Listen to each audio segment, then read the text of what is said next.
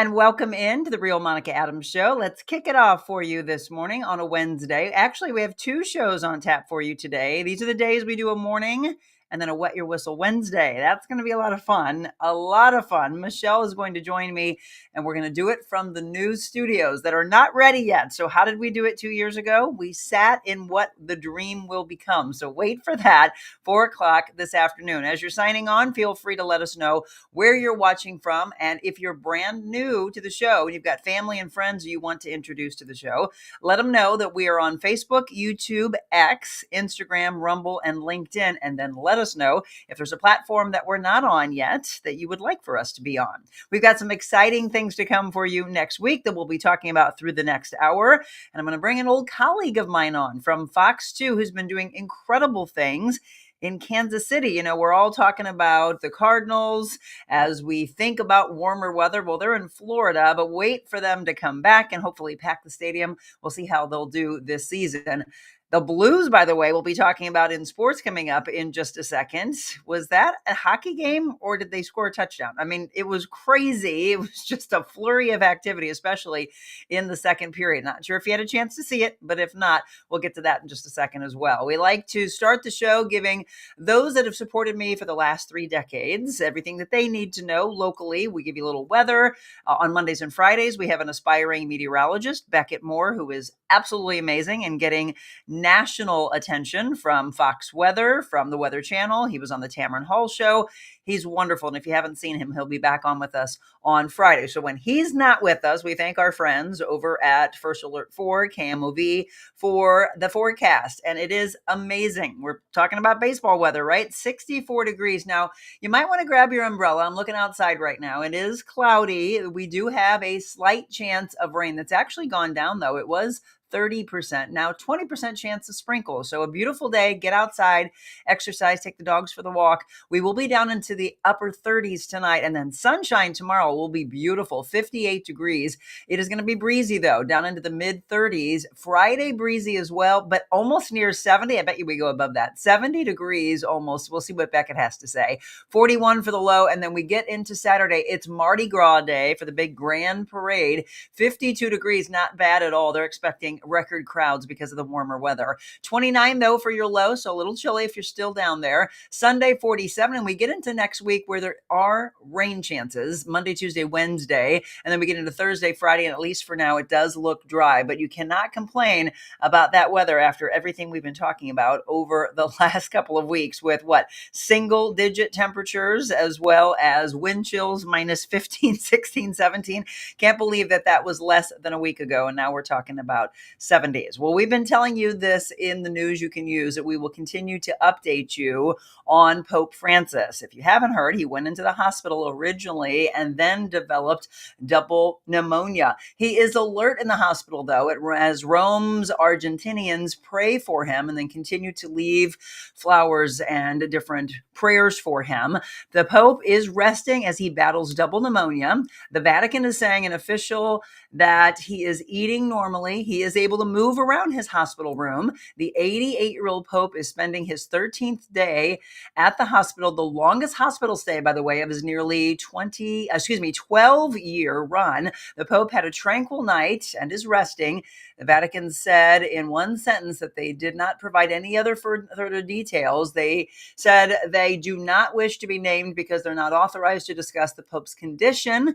Francis was alert and continuing his treatments. We will continue again as we get any information. If he leaves the hospital, he was actually holding mass the other day. I mean, we talked about the rock star attitude the other day. He is truly a rock star, if we can call him that. So again, as we get more information, we'll pass this along. This is news I think that you'll want to use. The truth is coming out about our drinking water. This report, by the way, showing widespread presence of hazardous chemicals. Between the ongoing controversy around the fluoride water, right, and the recent discovery of a chemical in our water systems that may or not be toxic, the safety of our drinking water, well, is murky. And today with a new report revealing that tap water is delivering harmful chemicals like forever chemicals, heavy metals, and radioactive substances to millions, often at levels far beyond what scientists consider safe. it's got even murkier. The latest update from the nonprofit Environmental Working Group reveals 324 contaminants were found in drinking water systems around the country, and almost all systems have some amount of detectable contaminants in its water. So, do you drink regular water? Do you go and get the multiple levels of them oxidizing the water? Do you have reverse osmosis? Do you drink bottled water? You tell me. I've got mine. You know, I'm big on hydration. I've got my water bottle right here. Ours is from out of the refrigerator, and I'm hoping it's okay for us, but you let me know. What water do you drink? Okay. Have you gone to Mizzou? Are you an alum like myself? Well, here's some interesting news. The University of Missouri is announcing cuts. The full impact not yet known, but faculty and staff at the university received a letter just a couple of days ago saying prepare for funding cuts.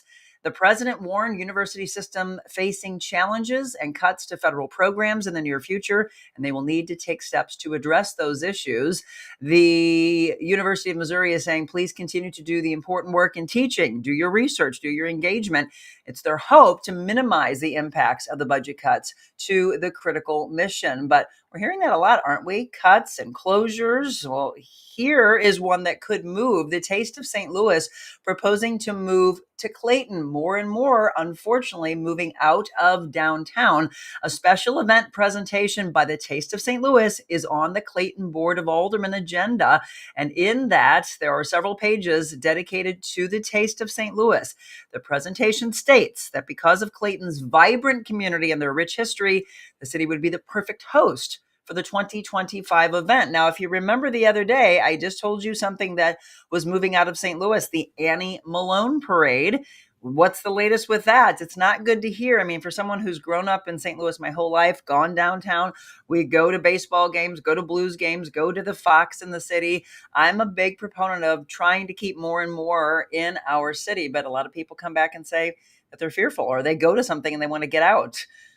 I understand that mentality as well, but it's just we cannot have our city just completely fall apart, can we? No, not at all. So, continuing the information for you about Fridays. This is something I mentioned, I don't know, a handful of weeks ago. TGI Fridays in St. Louis County, they are closing their doors after 40 years. Again, another downtown issue. So 40 years, a TGI Fridays location, this time in South County. Now, you remember we talked about things changing in the city landscape of downtown. Now, South County is being affected. In the 5200 block of South Lindbergh, they'll have their last day.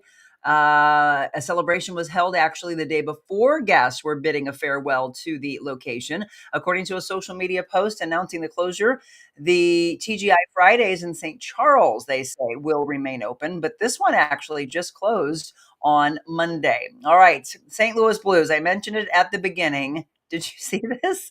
Was this a hockey game? 7-2. How about the Blues? We went to the game on Saturday, and unfortunately, they lost in shootouts. But last night against the Kraken, 7-2 was the final. The Blues, by the way, will be in action against the Capitals. The game time tomorrow, the face-off, is at 6 p.m. And then we like to give you what is the National Day of Calendar. National Letter to an Elder Day. Okay, write one to maybe your grandma, your grandpa, your mom, your dad. Also, set a good example for your kiddos. Today, National Set a Good Example Day. Tell a fairy tale day. And do you like pistachios? It's National Pistachio Day as well. All right. Throughout the show, you'll see on the scroll that we've got a lot planned for you for our big 500th celebration, which is coming up next week. We've got something planned on Tuesday, Wednesday, Thursday, Friday. Even had a couple people reach out yesterday wanting to know if they could possibly be a part of the celebration from the business standpoint. Yes, I'm running out of time because I want to make sure you get the full promotion of where we're going to be. So we'll run it all down for you in the next hour. We're going to start with a workout. Since I've been a personal trainer since 1999, it made sense to bring fitness into it.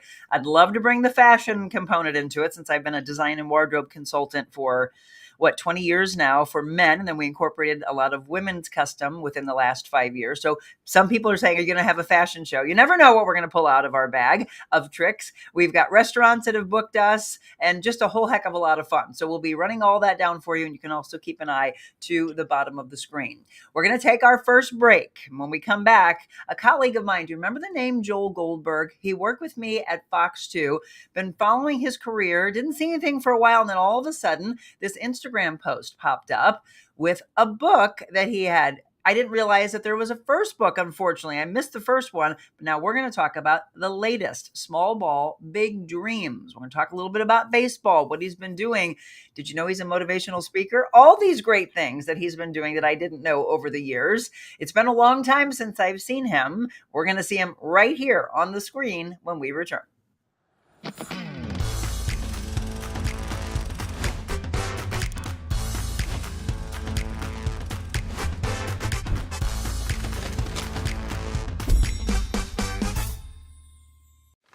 Hey guys, I just want to tell you, being on the Monica Adams show has just been a delight. It's been a joy. What she's doing for the community is amazing. I'm so proud to be sitting in this blue chair, being honored and honoring the people for the showcase that I'm doing for the Neiman Marcus Black Creatives in the Lou Black History Month Showcase. I want to end this segment with a poem that I wrote. I grew up on the north side. That's where it all started. Dreams, goals, and aspirations grew within me, and they never departed. You see, my environment was jaded, but that never fazed me, because what my parents instilled in me made my dreams go crazy. Mama was my cheerleader, and Papa gave me the tools. Everything could be yours, they would say. Just make sure you follow these rules. Work hard, don't look back, and keep your mind set on stable. And if you can't find yourself somewhere to sit, create your own table. Thank you, Monica, for creating this table. Take care. Be blessed.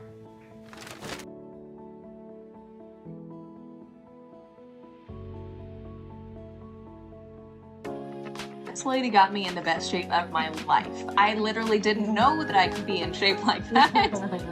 But the amount that she pours into her clients, and especially whenever you get the one-on-one training, it's mind-blowing. I mean, it was really life-changing. I learned so much about proper form, about nutrition, about just being able to invest in myself. I hired Monica to be my personal trainer, which was one of the best decisions I've ever made.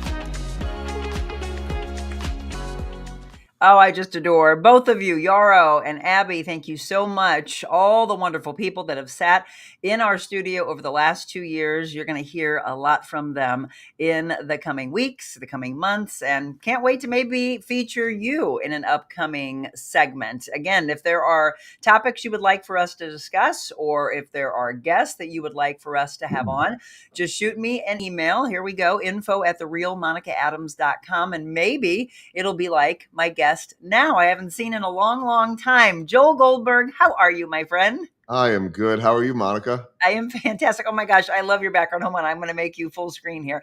All right, you might win the best background. You get bored. You start to mess with this. I feel like it needs work, but it's fun. No, I love it. Okay, so let's give you some background. Joel worked with us at Fox 2. How many years ago? Because I was talking to a friend of mine who was a producer there, and she's like, wait, I don't recognize that name. And I said, what do you mean? He did sports. And so she thinks that she came after you. So what years were you there? Yeah, I got there in 98. My first day was the day after McGuire hit his 70th. So that's how long ago that was. Yep. And I left at the end of 04 to go to Fox Sports Midwest. So about 6 years? Okay, that's why. Yes, she was after that. And then you've been doing so much since then. So if people by chance go into Kansas City, they see a Royals game, they're like, wait a minute, that guy looks familiar. They listen to you. All those things I've been following, but I did not know that you were a motivational speaker. You've been doing that since what, 17? Yeah, 17. So I don't know. Maybe I thought that I need to be doing a million things like you. You've always done a million things, and so I'm a little bit jealous of that, because I think that from a TV standpoint, I think most of us that do this TV thing, we do it hopefully because we love it and dreamed of doing it. For me, at least, you branched out and did so many other things that I was just so deep down that rabbit hole in the best of ways that I never really knew anything else was out there. I mean, there's a difference. There's a difference in motivational speaking or speaking business versus going out to to a Rotary Club or to a church group or whatever it is. And I'll always do a lot of that as Right. community outreach. Sure. And I stumbled into it accidentally. I really just got the question that I would get from everybody since I'd moved to Kansas City in '08. And I left Fox Sports Midwest, same company, to come over here to work 6 months a year. So I was essentially getting off of the payroll of being a year-round employee. I was going to do baseball nonstop every day for 6 months. And then the question was, what do you do with the other 6 months? And I was dabbling in a little bit of this and that with other games and sports. And a friend of mine asked what I was up to. And I said, well, I'm speaking to so-and-so group next week. And he said, you do a lot of that? I said, no. And he said, you should start a business. You could do this. I had no idea. I thought, okay, well, here's the next side hustle. And hey, maybe this will be a little bit, a little bit better than traveling around the country to do some small college basketball game or something like that. Fell in love with it and realized that there are a million ties to baseball, my everyday world. There are a million ties to baseball or any sport for that matter in terms of building teams and culture and good leaders and all of that. And so that's my favorite picture right I know it is. You like that one? Also, I was really young. I was really young back then too. See, you're just a baby. Will Ferrell hasn't aged one bit, but I have. So I was going to ask you, obviously, because you've interviewed, and we're blessed in the field that we have had to interview some incredible people. And yeah, people always ask that question, right? Oh my gosh, what celebrities, what standout sports athletes. But I'm sure you're like me, that we love, just like in this book. Again, everybody, I want you to get this: small ball, big dreams. It's the stories of the everyday human. It is the stories of the young children to the seniors that truly touch our hearts, right? Oh, no doubt. I mean, this to me is, if I had to describe it in a sentence, which is never easy for me, I would say it's a book of grit and resilience. And from that standpoint, everybody can relate to it. And this is doesn't matter what profession you're in. I mean, TV is an impossible field to get into. I feel so fortunate that it's now 30 years. I mean, it's you have to have some luck along the way, but really it's about grit and resilience. I mean, this is a profession, Monica, and I'll branch out to every other profession because I don't want to bore everybody too much with the details of broadcasting, but it's meant for us not to succeed. And what I mean by that is that they pay you absolutely nothing when you start, and you're moving into small towns and doing all these things. And if you stick with it and you don't upset a lot of people along the way, and you get better at what you do, it could be an incredible profession. But most of the people that I know that started in it, they didn't stay, and I don't blame them for it. I mean, that first job was like, I was in northern Wisconsin. The rent was $300 a month. I know it was a lot of years ago, and I couldn't afford that. It was too much. So there was a grit and resilience to that. It was always my dream to do this. I didn't realize that eventually, as I got to baseball full time and I'm doing the Star of the Game interview, that I got sort of the same type of response after these big moments where the athlete, whether it be the unknown guy or the superstar, would say some version of, this is what I dreamed of growing up.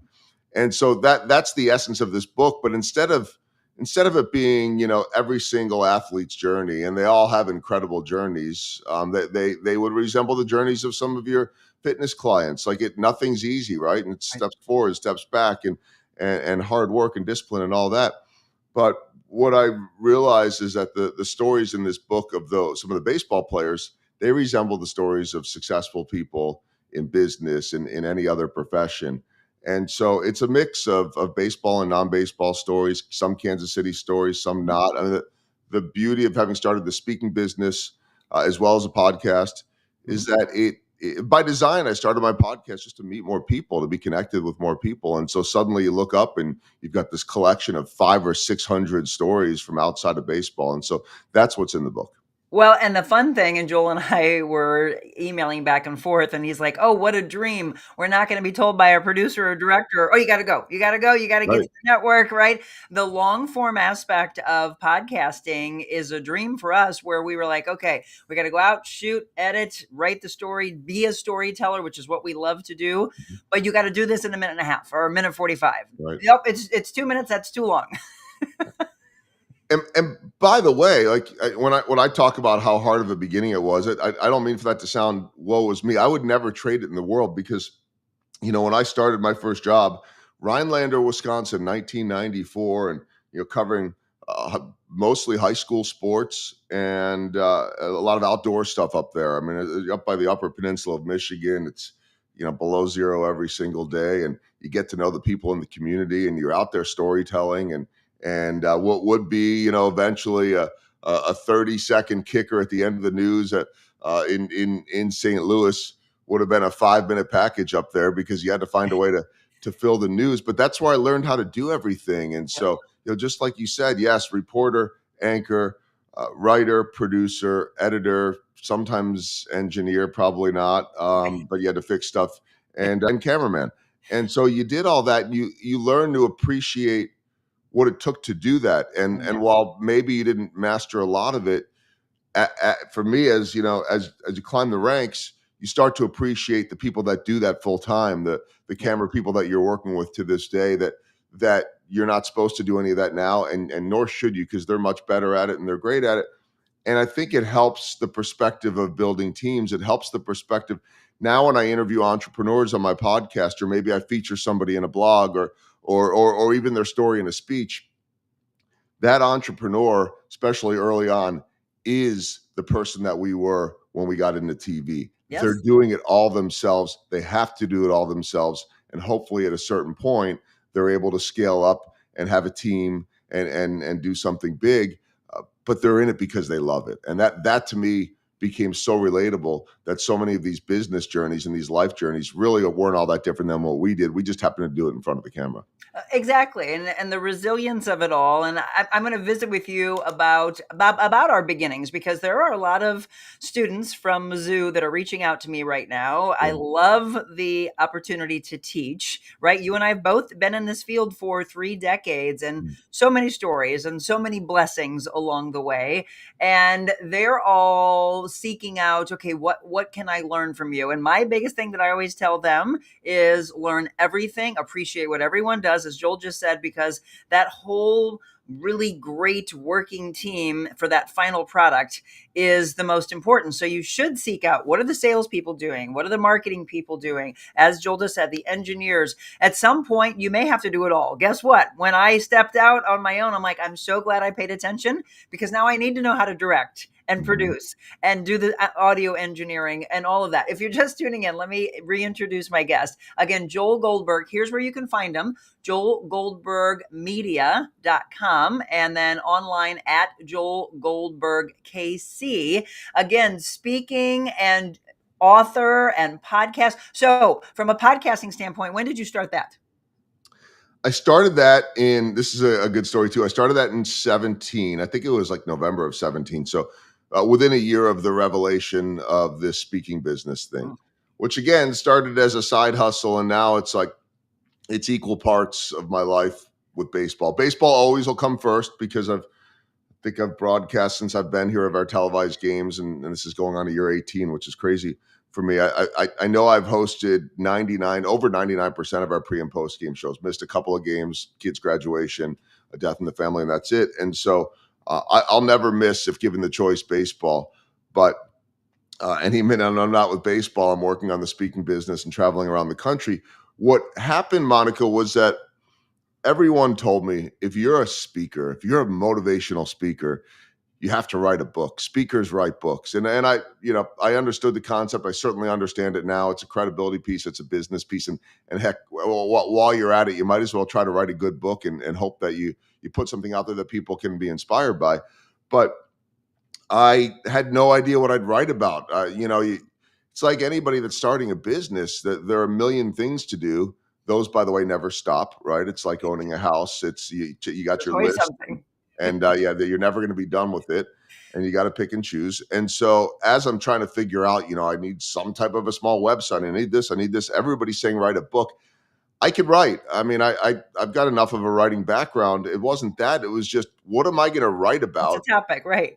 that suddenly in my mind justifies me as someone that could be hired to motivate your people? Like, that doesn't make sense to me. I'm not going to write a book about how to become a broadcaster. That's a small audience. I'm happy to already talk to those people. It's not going to be a book about the Royals' incredible small market Cinderella story world championship in 2015. That's already been written, and I'm not really looking for the sports audience. So I met with a ghostwriter because I thought I don't know what part I didn't get about, like, ghostwriter, I still need to come up with a story. Yeah. Right. But I thought maybe there might be some magic there.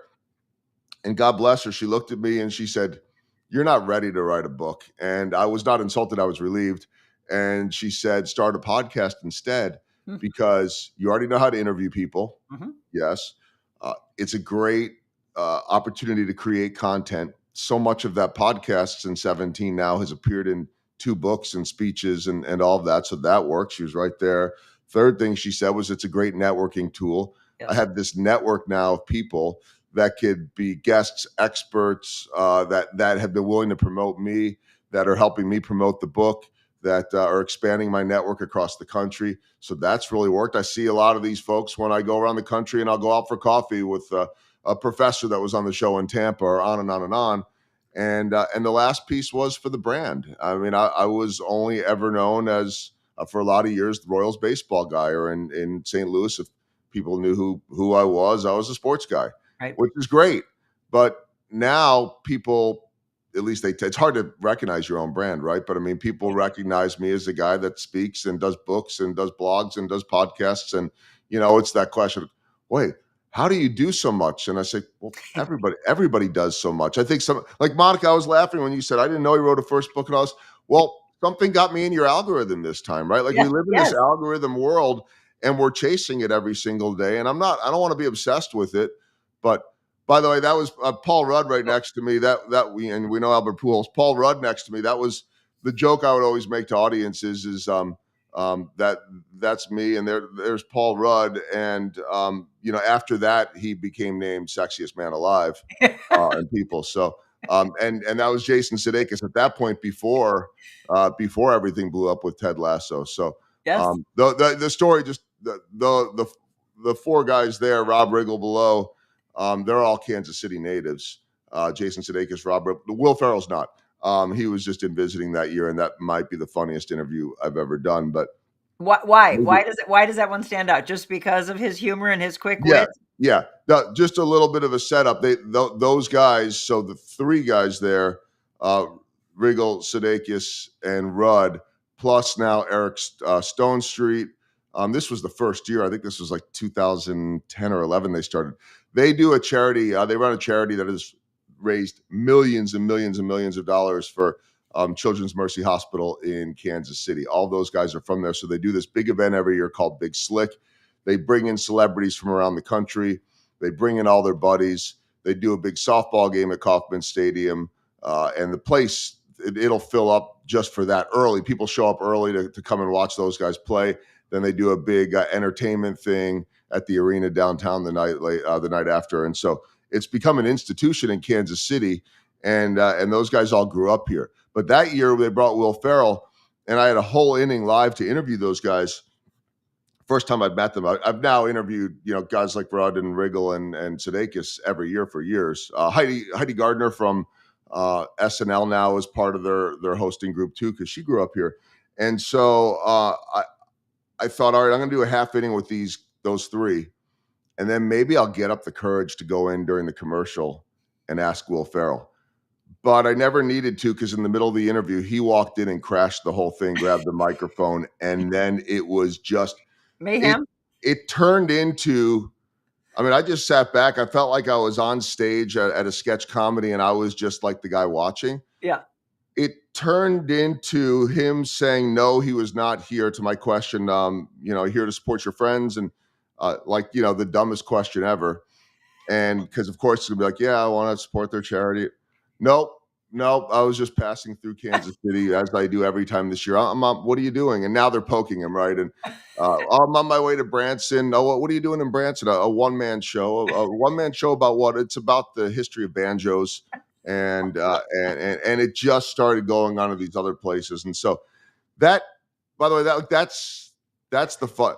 That's the fun stuff where that's not your everyday, where Right. you just sit back and say, "What am I doing here?" And then you got to try to figure out how to treat them like normal people because they're all very, very nice human beings as well. I imagine we're going to take a quick break here, but I imagine that Will Ferrell is similar to what I always heard. If you were lucky enough to sit down in the presence of one of the greatest, Robin Williams, that you literally Mm, ask one question and the entire hour is just let him go. I remember Oprah saying that. She's like, I asked one question. He's jumping on the couch, he's running around, and he's doing his one man show and he's interacting with the audience. yeah. And I can't ask anything else because that's what happens. And it's brilliant TV or radio. All right, we're going to take a quick break. Again, if you are just tuning in, Joel Goldberg, we have so much more to talk about. And the book, it will really inspire you. The resilience of these big dreams, small ball, big dreams. Again, some about baseball, but I love the fact what showed up in my algorithm, by the way, was you delivering the book to one of your favorite people. And I want Oh, you to talk about that. And I'm sure it was probably very emotional. So we'll have more with Joel Goldberg when we return.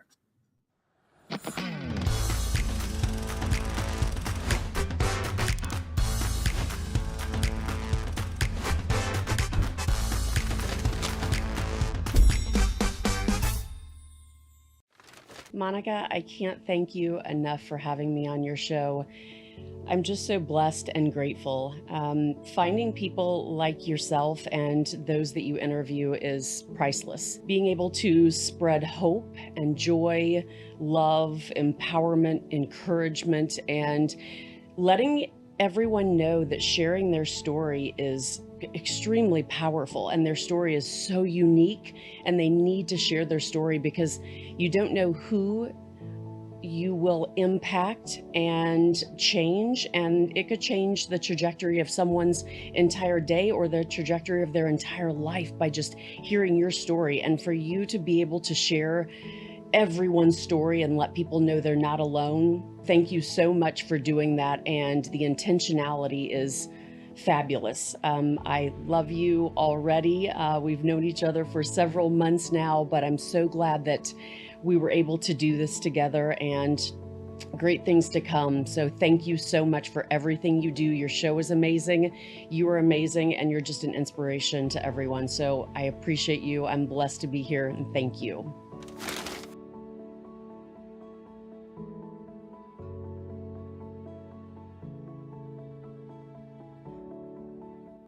Well, she was amazing. Speaking of great authors, that's Amy Post, by the way, Out of the Dark and Into the Light. Woo! You want to talk about a mother's resilience. You got to look into that. And I want you to buy this book. Joel Goldberg, again, is my guest. JoelGoldbergMedia.com is where you can find my friend. Also online at Joel Goldberg KC. We're going to be visiting and looking through some pictures of past people that he's interviewed. Again, the resilience, though, of the people that you have featured. I went through the book last night. We're debuting new studios, by the way, Joel. I cannot wait. It's hopefully in about a week or so. Can't wait for this. Where do you do your podcast? I'm in my basement. Okay, you are at home. Yeah, I am, and it took a couple. We moved into this house 2 years ago, and the space was right. And I mean, it's like anything else. There are a million things I want to do to make it even better, but it works. Before that, I was renting out a little space out of an office because the house. I was trying to do podcasts in the old house, and during the pandemic, I pretty much locked myself in a walk-in closet, and I was doing it out of there. And then it was, well, we're never going to use the spare bedroom because nobody's allowed to come visit. So then it was in there, and I mean, there's the crazy things you do. I was leaning a mattress up against the window in the spare bedroom to block out the noise of the dogs barking outside the window. So this is nice and quiet down here, other than when the dogs bust in and decide to Yeah. have a wrestling match. But Well, that's real, right? that's People that's love where that. that's where we're at now, right? All right, let's go through and talk about some. We're going to go bouncing back and forth. Yeah. Some of the people that have truly inspired Joel. And actually, if we go back to your younger years, you wanted to be this particular gentleman and then had the opportunity and the blessing, as I did probably in my early years of sports, to meet one of the greatest. Tell me what this meant to you. The legendary Bob Costas, legendary everywhere, but certainly in St. Louis, where he was just honored at the Stan Musial Awards back in November. We were lucky enough, my wife and I, to come in for that on our way to visit family in Chicago, and went in, saw Costas, but Salvador Perez, the Royals legendary catcher and all-star catcher right now, was honored there as well. But for me, Costas, like I think a lot of people in my age range that grew up loving sports, he was and is still the legend. And I first met him in 1993.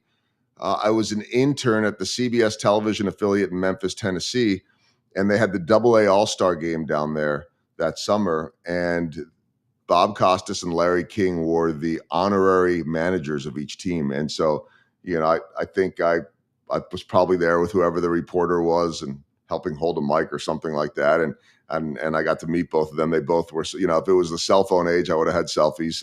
Obviously, that didn't exist back then. Couldn't Exactly. have been nicer. I remember saying something to him like, "Mr. Costas, I hope to be half as good as you one day." And I don't really know what that means, but I'm still here. And now, he's a guy that I'll see at baseball games, and that I've done. That picture that you showed was of me. I moderated a panel in Cooperstown on Hall of Fame weekend when the legendary Buck O'Neil, who is on a couple bobbleheads over my shoulder, was inducted into the Hall of Fame, and Costas was there, a Hall of Famer himself, and I was moderating a panel. So here I am moderating a panel with Bob Costas on it, and then I got up the guts to ask him to come on my podcast, and that was great, and trying to get past the whole like childhood hero thing, and then I was like, for me, the coolest moment was this past September. The Royals are at Yankee Stadium, and we're walking in. Me and my fellow broadcasters, we get off the visiting team bus, and we're walking down the hallway. And standing outside the visiting clubhouse at Yankee Stadium is Costas and his broadcast team from MLB Network. And I'm the first one he sees, and he looks at Joel, what's going on? And I thought, wow, this is pretty amazing. And came over, gave him a hug, and I'm like, okay, that's that I've made it, right? Like there's my childhood hero. And then I reached out to him in I don't know, December, and asked if he would consider writing a testimonial for the book, and he said, yeah, send me the manuscript. And so on the back of the book is a quote from Bob Costas. That one, for me, that one meant the world. Absolutely. Well, you have a lot, and I was truly impressed. But this one says, as a baseball reporter, Joel has to capture the key facts and in the moment atmosphere of a game, something he does quite well. But what sets Joel apart from most others is his genuine interest in the people and stories beyond the game. The Small Ball, Big Dreams book we're talking about is a fine example of Joel's ability to present those stories with insight, empathy, and heart. Again, one of the greatest. And the thing that I love about Bob, because there are a lot of people, and we're not going to name names, but there's a lot of people in the industry that for whatever reason have a massive ego. And it's like, hey, you should feel blessed that you're able to tell the stories that you're able to tell, right? That someone do their story. And Bob is one of, just like, and I'm so glad I was able to meet the late, great Jack Buck. Jack and Bob, I will hold way, way, way up there in the heavens of class acts. You agree? Totally. And, there can be that stereotype of someone in front of the camera that, big ego. And yeah, it's true.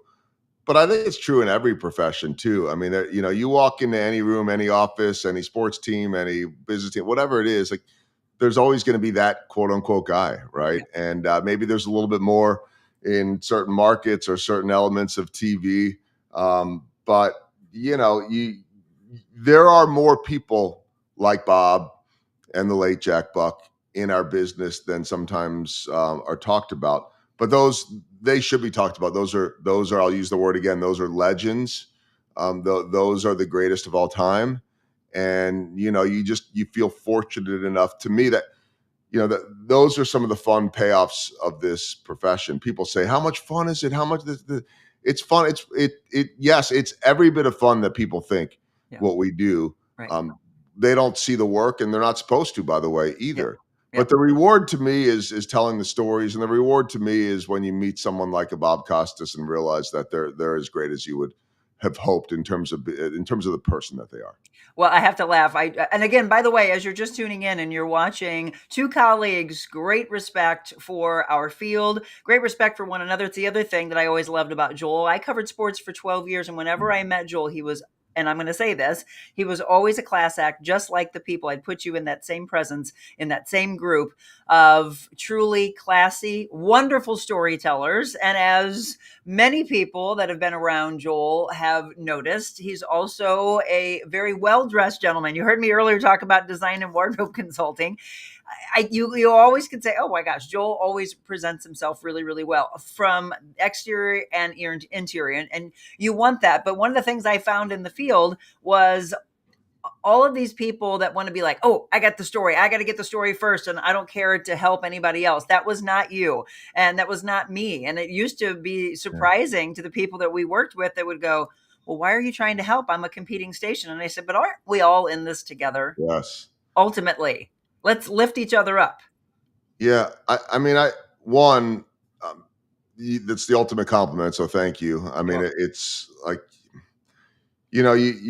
you're in this business, or any business for that matter, long enough, and you really try not to worry about what other people think of you, and because there's going to be negative out there, and that's just part of life. Right. And you just sort of get used to it.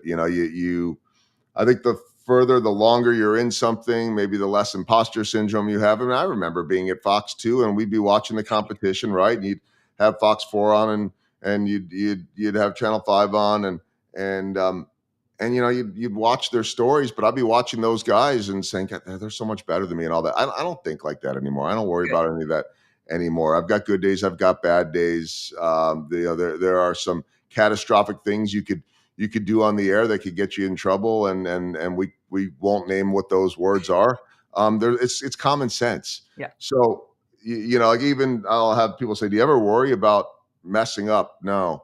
Do you worry about saying the wrong thing? No. I just, when you make enough mistakes, and when you do live TV, by the way, you mess something up every single day, and you move on. And so that stuff starts to bother you less. Yes. And it doesn't even really resonate to me unless I say, is there something I could have done differently that I can learn from? Yeah. Otherwise, it happens. But there are certain things that you can control. And it's so simple, golden rule stuff. Just treat people well. And Amen. I mean, we have bad days. We could be under stress, but I've just never understood that element of our business that would give you a license to treat people poorly. No. And so, you know what? And it follows you around. Mm-hmm. Like, I'm going to say this very humbly. I'm extremely comfortable in front of the camera. It may not always look that way, by the way, either, but I love what I do.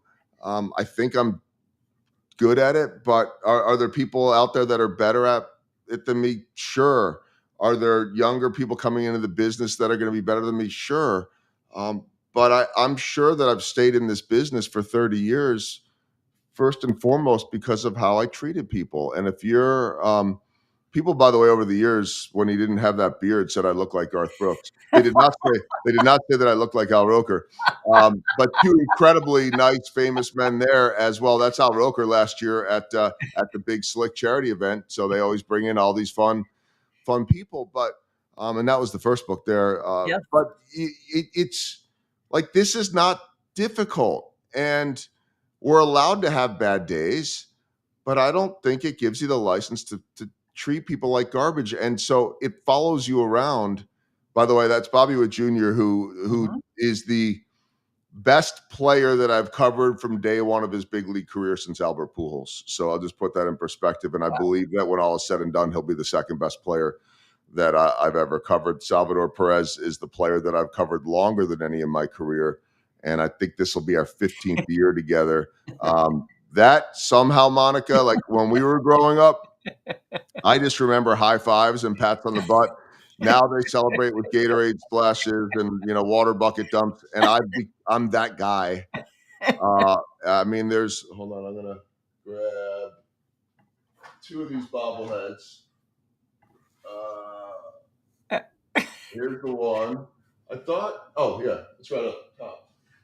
So I mean, there's Salvador Perez, but I'm always either underneath it and yeah, no, that was the one. I've got. Sorry, I'm doing like a terrible audio thing of getting away No, from the microphone. but see, it's real. I love that you're doing this. Be real. Joel Goldberg again is our guest. These are all the things we weren't allowed to do before. You're just a big kid. You're like a big kid, right? It's the young boy of, oh wait, look at all these bobbleheads I have. Yeah, the people I talk about are enshrined in bobbleheads behind me. But that splash, all the players all over the league do it now. But because I'm there every single day, they call it the Salvi splash in Kansas City, and it's legendary. But people, even that silly little thing, and I get asked. The number one question I get asked is, in some form or another, it has to do about my dry cleaning. How much is your dry cleaning, or how many suits have you ruined, or how many? And the answer is no. And I have a dry cleaner actually that sponsors me, so that's great well, too. That's brilliant. But like that's a fun moment. Yeah. And is it easier to stay dry? Yes. In the summer, it feels pretty good. Then I got to hop up on the set and do a show. But the moment that I make that about me, oh, don't get me wet, or oh, don't ruin my suit, or oh, I don't. It's the moment that I ruin the whole vibe, and that's how the players want to celebrate. Yes. Fans stay in their seats to watch that moment. Why? When it started and everybody was asking me about it, I don't want to say I was offended by it, but it was like nobody ever asked me or told me that they loved the questions, or that was a great interview. It's always, oh my gosh, how much fun was that? Oh my gosh, look at that splash. Oh, you got it so much. And I came to understand that like people remember this stuff. They feel that stuff. We live in a day and age where, and maybe this is always true, where the cliches are safe, right? And it's so much easier for that player just to say, yeah, great team win, and take it one game at a time, and and all that, which is, it keeps them out of trouble. It's not bulletin board material. But fans want to see, the real Monica Adams, the real, people want to see real. You've mentioned the word real a number of times. When they see celebration and personality and fun and maybe some emotion and some tears every now and then, or joy, that's what they're staying for. And so for me to be able to, for now 17 years here, to be the guy that's in the middle of it, or as I said before, that all those answers of this is what I dreamed of, playing in the backyard. I wrote in the book as an intro, I think, or as part of chapter 1, about this kid I was interviewing up in Toronto with the Royals, a guy by the name of Nate Eaton. He's never really made it. He's been up and down a little bit. He's now in a different organization, but I'm interviewing. He hit a home run in his last at bat of his first big league game. Wasn't even supposed to be up there. He was essentially a replacement player because they had guys that couldn't get across the border that were unvaccinated during pandemic times, 2022, I think. And he hits a home run to put them up 3-1. And so he's my star of the game. And in his answer, he says, "This is this is what I dreamed of growing up, simulating in the backyard." He said, "And as I'm rounding second base, the only person I could hear in the stadium tonight was my mom yelling my name." Yes. And I'm like, come on, like if that doesn't get you to choke up, like that, those are the real moments right there. And I don't know if he's ever going to be a regular in the big leagues. I hope he does. He's a good kid. I don't know if that'll be his one great moment, but he'll never forget it. I'll never forget it. Well, and I also love, and this is something that you hear me talk about regularly, how I want all of us to show the authenticity. And for men, there have been so many guys that we've interviewed over the last couple of years in the studio that suddenly we go to a break and they're like, how in the heck did you just get me to cry? And I said, I'm not trying to. I'm just loving that you're letting go, that you're comfortable. And you talk about that with Lorenzo Cain, right? I'm going to try to hold back emotions, right? And then at that point, I would have said, well, don't, because people want to see that. Yeah, I think the only thing that they would say to fight against that one, which is not going to go against your point, is all that extra crying and delays delayed the game even more. That I think it was an afternoon game, whatever it was, night or afternoon. But yeah, he told us on our pregame show, I'm going to do my best not to cry, and it was just waterworks. Chapter 1 of the book is Lorenzo Kane. I think I only wrote about 3 Royals in there, and the thing I think, Monica, that I tried to do with the book, like I really try to do with all my storytelling, is that you want a mix of same for the podcast. You want a mix of stars and maybe people that you don't know as much about, Yep. because their stories are certainly worth telling as well. They might not have the star appeal, but they might be the incredible inspirational inspirational person that you could learn from. But Lorenzo Kane is and that's me over in the Middle East. One of the games that I missed in Kuwait. Mike Sweeney, former All-Star in the big leagues, and I think those were the Marines at that point. We visited over September 11th, 2018. We went and visited troops, and I was broadcasting live from Kuwait. Wow. in the middle of the night. Like, these are the things that these are the pinch me moments where you say, wait a minute, like I thought I was just covering a baseball game, and you get to do all the rest of that. And then, yes, the Garth Brooks of the world. But Lorenzo Kane went on to he had an incredible career, and helped lead the Royals to a world championship, and I think about 15 or so years in the big leagues, half with the Royals, half with the Brewers. He never played organized baseball till his sophomore year of high school, and he ended up down that path because his mom, he grew up in a single parent household in Florida, not far from the Florida-Georgia line, and mom didn't want him playing football. She didn't think it was safe, and he didn't make the basketball team, and he needed something to do, and the timing worked out because the JV team at his high school was going to fold because they didn't have enough guys, and his asking to come and play without a whole lot of experience but pure athleticism saved the JV team. And if he doesn't do that, or if they don't have a team, who knows if Lorenzo Kane ever makes it to the big leagues. I mean, he was third one year in MVP voting, and so just an incredible career that could have never been expected. And when he officially retired and they honored him in Kansas City, it was waterworks for the whole pregame ceremony. And every time he tried to open his mouth, it just kept coming more and more and more. And and I'm watching down the field. His 3 little boys are with him and his wife. And I remember before those kids were born. I remember, it's fun to watch them all grow up like this.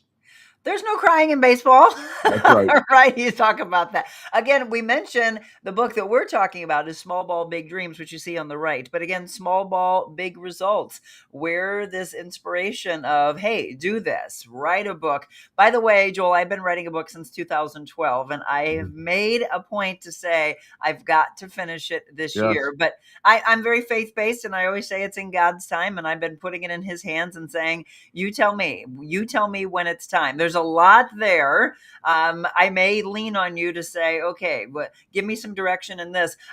I'm going to take a break, but I also want to talk about the speaking engagement aspect. I mean, I do it, but there's so many people going, I would love to hear you speak more. I would love for you to travel more. And it's putting all that on our plate. I mentioned, though, that something came across from, I think it was Instagram, which is where I first saw this, and said, Joel, I want to have you on. You were delivering this book to someone very special, and I want you to tell that story before we go to the break. Okay. So my friend Sarah Nauser, who is chapter 4, she is the only person to have been featured in both of my books. The first book, it was on a chapter about positivity, and she's never stopped smiling.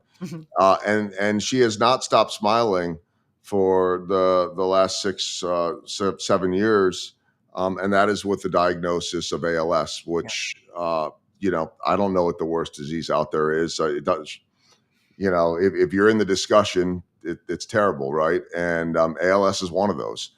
And I was fortunate enough, my broadcast partner, longtime Royals closer, Jeff Montgomery, was, I think somebody at a charity had won, like, have dinner at Jeff Montgomery's house with a private chef and a blah, blah, blah. And so she was there and had been invited to it. And in her late 20s at that point, Kansas City Police Department officer, just diagnosed with ALS.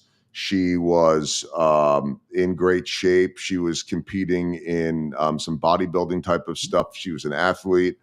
And Monty, as we call Jeff Montgomery, comes to work, say the next day, and he goes, she's gonna be throwing out the first pitch at this game. They're gonna be honoring her as a police officer. We should have her on the pregame show. You're gonna fall in love with her. She's amazing, and we should tell her story. And George Brett's very involved with ALS, so it all made sense. So we had her on, and fast forward all these years later, I mean, she's she's given a life expectancy of about 5 years. It's been I think over 6 now. She still has some voice left.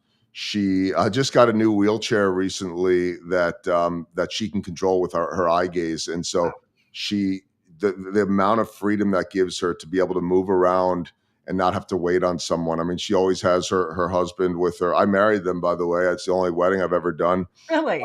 I mentioned this in the book, so I'm going to give away I'm not going to bury the lead. I'm going to give it away.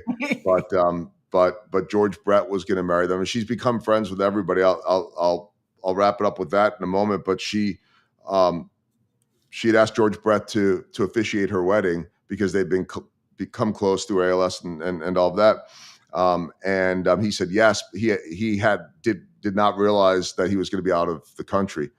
So she asked me, and I did it. One of the greatest honors of my life. Wow. And she married another police officer, her husband, Lonnie. And over the years, she started to meet all these Royals players. And I'm telling you, these guys, late at night, some of them, they're messaging her on Instagram or texting. Oftentimes she knows more about their stuff than I do because they trust her, and she's almost like a big sister to them. Yeah. And guys have told me that she's that place they can go without judgment. She's a diehard Royals fan, but she's become their friend. And so I wasn't surprised yesterday. So I went and delivered the book, and she had, of course, already read it through her eye gaze on Kindle, but I wanted her to have it. She's got shelves of memorabilia from all these players. They all know her. I mean, she's on speed dial with every single one of them, and she's become like a big sister to my kids. She's family to us, and I love her dearly. But yesterday, I look on social media. I knew that she and Lonnie had gone to spring training. That's her happy place. They've traveled all. Part of the inspiration in her chapter, when she was diagnosed, they traveled the world, and they just started going places. And even if it was hard to do, they went. And and she loves the Royals. She loves baseball. And so I looked yesterday on social media, and there she is in the locker room at the Royals spring training complex, surrounded by not a few players, but every player that is in camp and every coach. It is essentially a team picture in the locker room with her and her husband and her mom in the middle. And those that were closest to her, you could see it, those that knew her the best, the closest to her were Salvador Perez, Bobby Witt Jr., and George Brett. It was just the most amazing thing. And she believes in this awful, awful disease. Yeah. She believes that her purpose in this world is to inspire others and to make other people's lives better. And yes, she might have gotten a bad break here, but her voice is stronger than ever before. It's incredible. Well, she was my favorite, and I could just tell that she's just this infectious person that lights up a room. Again, chapter 4, by the way, when you get the book, that's the Sarah that we're talking about, Small Ball, Big Dreams. And you were talking about George Brett, his endorsement, by the way, of Joel. He says, Joel is honest and accurate without negativity, which is why I'm so drawn to you. Incredible broadcaster and motivational speaker. And, the speaking engagements we'll talk about. Let's take a quick break. And then if you can you go? I'm good. I got to drink my water. Now I don't know if I'm going to get sick from it or what's going on. Exactly. I think this one came from the fridge. I don't know. I think you're okay. That's where mine's from as well. All right, everybody. I'm going to get to Rose's comment. Anybody else, if you have questions right now, go ahead and shoot them for us in wherever you're watching. I'll bounce around and look at all of the platforms. And then we'll also let you know after we wrap up with Joel where all of the 500 celebration points will be so you can join us. Don't go anywhere. Are you looking for your own little slice of Italy? Then look no further than Viviano's. For over 20 years, Viviano's has been bringing you delicious Italian cuisine and more for dine-in or for you to enjoy at home. With local ingredients you can see on our shelves, it's no wonder you can taste freshness in our meals. Visit us today or go to vivianoscafe.com. Create beautiful gardens and landscaped areas with everything you need at Hoffman Hillerman Nursery and Florist. A great selection of outdoor and indoor plants, gardening items, landscape materials, lawn and garden equipment, and much more. Hoffman Hillerman Nursery and Florist. And welcome back. By the way, we have 2 mobile Monicas coming up at both of those wonderful places. So stay tuned for that. I'll give you that wrap in just a second. Okay, you were talking about your family. We're going to talk about your family a little bit, and we'll talk about your speaking engagements and where maybe somebody can get an opportunity to see you. If you're just tuning in, we're talking again with my friend Joel Goldberg, 3 decades in this wonderful industry. JoelGoldbergMedia.com. On Instagram, by the way, at Joel Goldberg KC, and on X, at Goldberg KC. So we talked about speaking, and how many do you do in a year's time, Joel? It's hit and miss. I would say 20, 25, something like that. It's Wow. never enough because I love doing it. But the challenge is, and I mentioned before, I will not skip a baseball game for a speech, as tempting as they might make it sometimes. And so that really takes me out of the mix for 6 months, unless it fits. I mean, I would love to get to a point where I could be on the road and I'm in Cleveland and, hey, let me do a lunchtime event. So I haven't built the business to there yet, but it's been a lot of local, regional, and around the country. I need to get to St. Louis more. Yes. And all types of clients. I mean, it was always meant to be more of a catch-all speech for any profession. I mean, anyone that has a team, that's really what and who it's going to serve. And so there are multiple speeches. The big one that I'm doing right now is called Winning Trust. I think trust is the foundation of everything that we do. And I don't know about you, Monica, but for me, you know, I got a great education, and J school was good. I don't know, by the way, I don't think you have to go to J school to get into TV, but I did. They never taught how to build the relationships and the trust. And that applies to all of us. I mean, I'll often say to an audience, how many of you studied trust in school? And Exactly. not. And that applies to any profession. They're building trust in a locker room. They're building trust in a boardroom. They're building trust in a break room. And so to me, I then take those baseball stories and some of the podcast stories, try to bring them to life on stage with lessons learned. I got some great advice early on. Don't tell a story for the sake of telling a story. There's got to be a purpose. People need to be inspired and learn from it.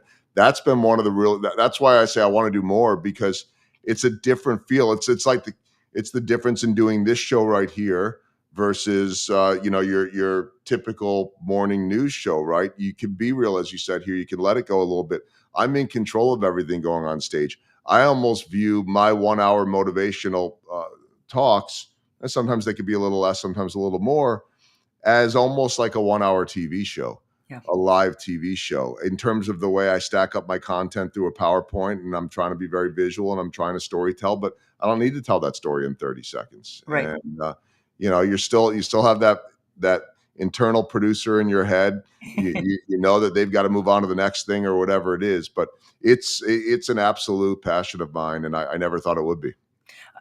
Agreed with that. And when I was first asked, you are so humble at that point and go, so you want to hear from me, my story. You want me to help change your life. And then all of a sudden you've got people coming up to you, hugging you, crying, lines of people just saying, this is what I want to tell you that connected with me. And boy, what an unbelievable blessing it is. I would love to do more. I'll have to talk to you about that after we wrap up. More and more and more. I promised to get to Rose's question. So she said, well, first of all, comment, we need to serve others, inspire them, and help make their lives better. Right on. She loved that. She said, Joel, who first got you to fall in love with baseball? I think so. I grew up outside of Philadelphia. We moved to Chicago when I was 13. So I think I have two answers here. I mean, the who, I suppose my parents were taking us to games, and it was a big deal to go to Veterans Stadium. remember when Veterans Stadium got knocked down years ago and everybody was talking about it being such a dump. And I'm like, yeah, it was. But as a kid, it was my dump. And I didn't, I didn't know any. It was just the vastness of the stadium and the look and the smell like that hooked me, of course. I was the kid that got in trouble in first grade for giving updates on the previous night's Yes, baseball game. I So love that. I was already doing that. And, my teacher, Mrs. Dunwoody, was calling home. I usually tell this story right at the start of my speech just to set the tone of how this all started. But I think that, in terms of a favorite player and a guy that I watched, and at that point he was in Philadelphia, ironically for me, winning a championship against the Kansas City Royals against guys that I now call my friends in Kansas City. But Pete Rose, which is a very, I think, interesting now thought and a conflicting one, because I never met him. I didn't really want to meet him. I had the opportunity, I'm not really sure. I just, they say don't meet your heroes. Well, I met Costas and he was great. Maybe Right. Rose would have been great, maybe not. But I just, having watched the documentary on him last year, it reaffirmed every reason of why I loved him, which is how hard he played the game. And I was a first baseman when he was a first baseman with the Phillies, and Charlie Hustle, like that's how I played the game. Sure. I didn't have his ability, but he wasn't. He wasn't a good guy. Yes. And I'm just talking about what I saw in the documentary, not just the gambling, but just there was a lot of stuff. Like, it was a painful documentary to watch because it highlighted everything that you should love about him, and it highlighted everything you should hate about him. But you know what? He was, and a lot of kids grew up this way.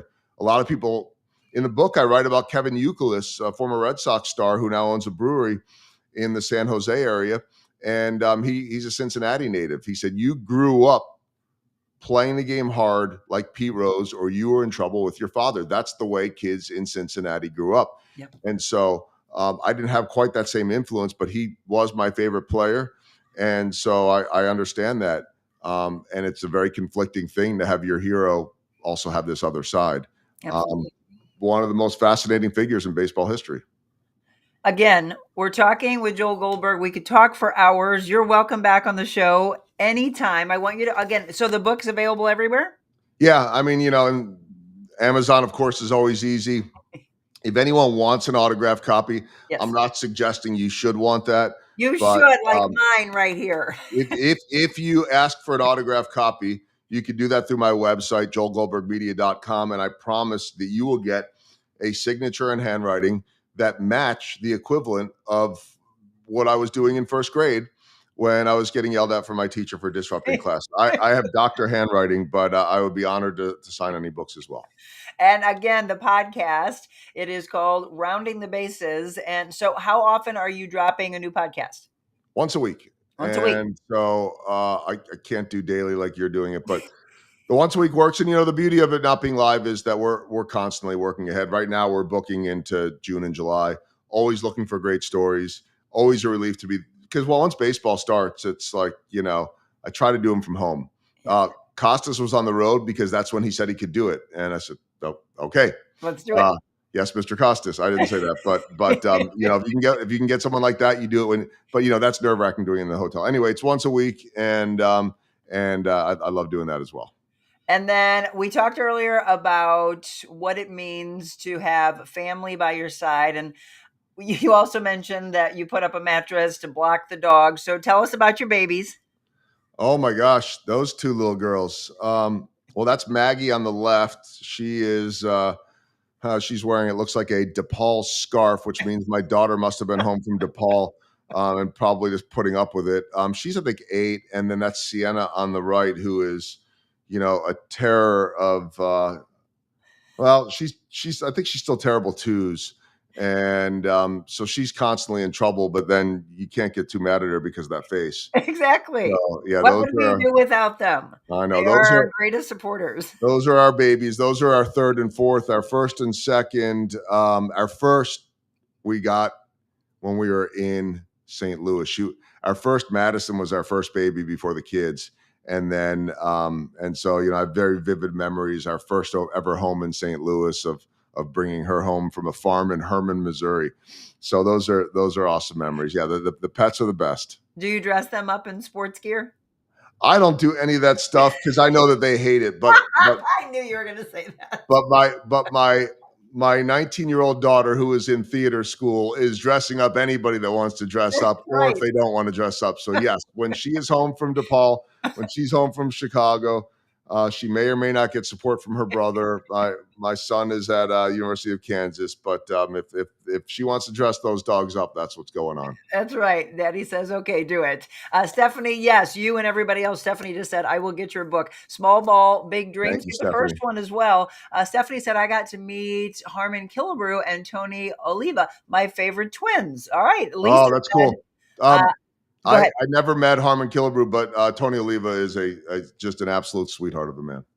Lisa said, I love this interview and Joel's storytelling. Thank you so much. Thanks, Lisa. Absolutely. And anybody, obviously, we know a lot of you get up, and thank you for the Monica's maniacs that are out there that watch it live. Some of you catch it in pieces. I want you to come back and watch the whole thing. And then we ask you to do it all the time, to please share, like, follow the live stream so that all of your followers can hear the story as well. And then all of you that catch it on replay, just give us a little hashtag replay. If you have a question for Joel and you weren't able to do it during the live show, give that to me and I'll make sure that he sees it as well. I'm excited. You just mentioned that you need to get back into St. Louis. I agree with that. And so when you do, you got to contact me because I want to do another one. Let's do part 2 and then we'll bring you in studio.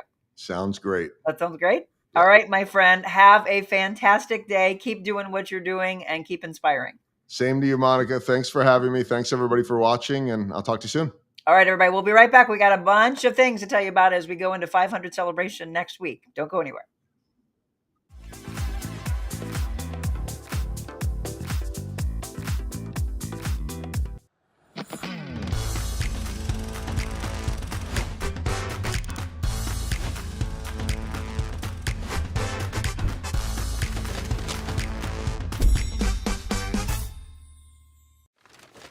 What's up, y'all? Steve Ewing over here, and I'm hanging out with Monica Adams on the Monica Adams Show. It was awesome to be able to come in here, talk about what we do, and really kind of have some positive things to say about our city, about St. Louis, all the really cool things happening here. Such a great environment here, and I love her energy, and I love the energy she puts into telling these stories about the really cool things happening in our city. Thanks, Monica, for having me on the show. This was amazing. I get to talk about all my good stuff, and you get to give them that energy, which I love. So thank you very much.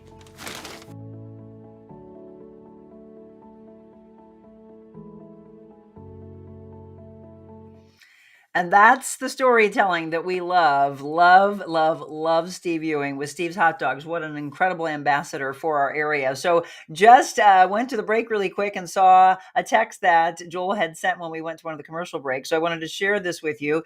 He said this was yesterday in Arizona in the Royals locker room. There's that picture. Look at that. Just sit with that for a second. I love everything that Joel has done. I hope you enjoyed that interview. And if you didn't get a chance to ask him a question, that's okay. But you will love this. A great read. And again, so many accolades. We talked about the aspect of, Bob Costas and others that are just singing his praises.